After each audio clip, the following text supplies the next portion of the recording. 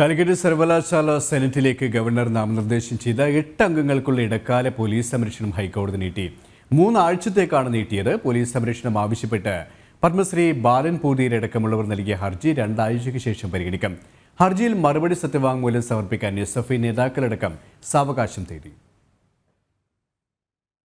കാലിക്കറ്റ് സർവകലാശാല സെനറ്റിലേക്ക് ചാൻസലറായ ഗവർണർ നാമനിർദ്ദേശം ചെയ്ത പത്മശ്രീ ബാലൻ പൂതേരി ഉൾപ്പെടെയുള്ള 8 അംഗങ്ങൾക്ക് പോലീസ് സംരക്ഷണം നൽകാൻ ഹൈക്കോടതി നേരത്തെ ഇടക്കാല ഉത്തരവിട്ടിരുന്നു. ഈ ഇടക്കാല ഉത്തരവാണ് അവധിക്കാല ബെഞ്ച് 3 ആഴ്ചത്തേക്ക് കൂടി നീട്ടിയത്. എതിർകക്ഷികളായ എസ്എഫ്ഐ നേതാക്കൾ ഉൾപ്പെടെയുള്ളവർ മറുപടി സത്യവാങ്മൂലം സമർപ്പിക്കാൻ സാവകാശം തേടിയതിന്റെ അടിസ്ഥാനത്തിൽ ഹർജി 2 ആഴ്ചയ്ക്ക് ശേഷം വീണ്ടും പരിഗണിക്കാനായി മാറ്റി. ഹർജിക്കാരുടെ ജീവന് ഭീഷണി ഉണ്ടാകാതെ നോക്കണം, ക്രമസമാധാനം നിലനിർത്തണം എന്നുമായിരുന്നു കോടതിയുടെ ഇടക്കാല ഉത്തരവ്. നേരത്തെ സർവകലാശാല സെനറ്റ് യോഗത്തിനെത്തിയ ഹർജിക്കാരെ എസ്എഫ്ഐക്കാർ തടഞ്ഞിരുന്നു.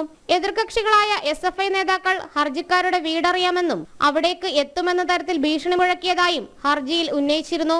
സർവകലാശാല അധികൃതരും പോലീസും മൂകസാക്ഷികളായി നിലകൊണ്ടുവെന്നും സെനറ്റ് അംഗങ്ങൾ കോടതിയെ അറിയിച്ചിട്ടുണ്ട്. ജനം, കൊച്ചി.